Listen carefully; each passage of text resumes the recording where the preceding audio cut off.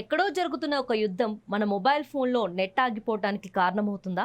హర్ముజ్లోని కేబుళ్లను Iran, ఎర్ర సముద్రంలోని బౌలాల్ మందేబ్ జలసంధిలోని సముద్ర గర్భ కేబుళ్లను హుతీలు టార్గెట్ చేసే అవకాశం ఉన్నట్లు పలు దేశాలు ఆందోళన వ్యక్తం చేస్తున్నాయి.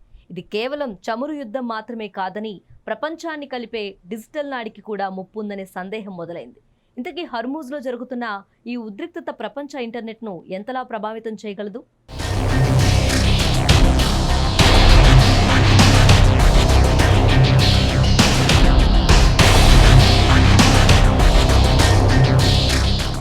మనం రోజువారీ జీవితంలో ఉండే video calls, emails, banking, stock మార్కెట్లు, ఏఐ సర్వీసులు వంటివి కొనసాగించడానికి ప్రపంచ ఇంటర్నెట్కు ఈ కేబుళ్లు అత్యంత కీలకమైనవి.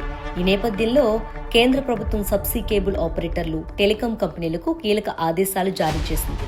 సముద్ర కేబుళ్లలో అంతరాయం ఏర్పడితే భారత్కు కలిగే నష్టాన్ని అంచనా వేసి అందుకు తగిన ప్రణాళికలు రూపొందించాలని కేంద్ర టెలికాం కంపెనీలను, సముద్ర గర్భ కేబుల్ ఆపరేటర్లను కేంద్రం కోరినట్లు అధికారిక వర్గాలు వెల్లడించాయి. భారత్ నుంచి అమెరికా, యూరోప్లకు వెళ్లే డేటా ట్రాఫిక్లో దాదాపు మూడింతల్లో ఒక వంతు హర్ముజ్ జలసంధి మార్గం నుంచి వెళుతుందని అధికారులు పేర్కొన్నారు. దానిలో కొంత ట్రాఫిక్ను సింగపూర్ మీదుగా మళ్లించగలిగినప్పటికీ ఆ సామర్థ్యం పరిమితంగా ఉందన్నారు.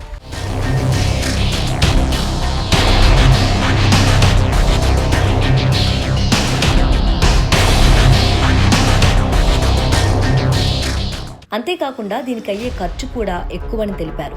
పసిఫిక్ను ప్రత్యామ్నాయ మార్గంగా తీసుకున్నా అది సుదీర్ఘంగా ఉండటం వల్ల డేటా ప్రాసెసింగ్ వేగం నెమ్మదిస్తుందన్నారు.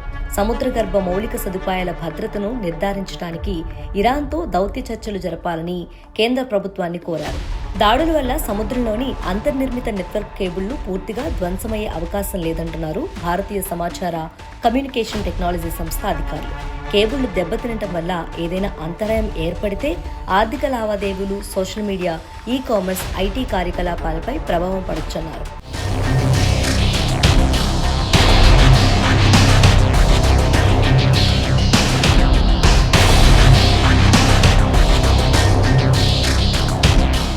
రెడ్ సీ, హర్ముజ్ లాంటి ప్రాంతాలు ఈ నెట్వర్క్లో కీలకమైన చోక్ పాయింట్స్. ఈ రెండు మార్గాల మీదుగా యూరప్, ఆసియా, ఆఫ్రికా మధ్య భారీ డేటా ట్రాఫిక్ వెళ్తుంది. రెడ్ సీలోనే దాదాపు 17 కేబుల్స్ ఉన్నాయని అంచనా. హర్ముజ్ ప్రాంతంలో కూడా AAE-1, Falcon, Gulf bridge, Tata TGN వంటి కీలక కేబుల్స్ ఉన్నాయి. ఇవి ఇండియాకు కూడా చాలా ముఖ్యమైన కనెక్షన్లు. అయితే సముద్రంలో మైన్స్ వేయటం, నౌకలపై దాడులు జరగటం వల్ల ఈ మార్గాలు ప్రమాదకరంగా మారాయి.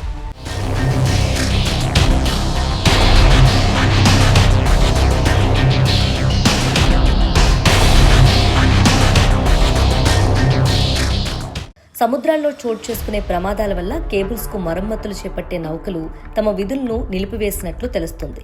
దీంతో ఇప్పటికే టాటా కమ్యూనికేషన్స్కు చెందిన TGN, గల్ఫ్, ఎయిర్టెల్ సహా ఇతర నెట్వర్క్లు జెడ్డా సమీపంలోని ఫ్లాగ్ టెలికాంకు సంబంధించిన ఫాల్కన్ కేబుల్స్ ప్రభావితమైనట్లు తెలుస్తుంది.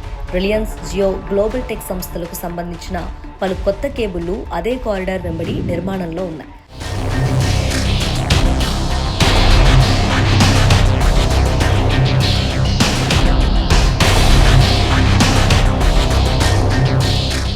హర్ముజ్ ప్రాంతంలో నీటి లోతు ఎక్కువగా ఉండటం, అక్కడ ఇప్పటికే మిలిటరీ కార్యకలాపాలు జరుగుతుండటం వల్ల రిస్క్ మాత్రం పెరిగింది.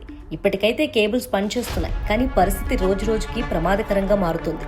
మొత్తానికి ఈ యుద్ధం ఇక చమురు వరకు మాత్రమే పరిమితం కాదు, ప్రపంచాన్ని కలిపే డిజిటల్ లైఫ్ లైన్కే ముప్పుగా మారే దశలోకి వెళ్తుందా అనే అనుమానం కలుగుతుంది.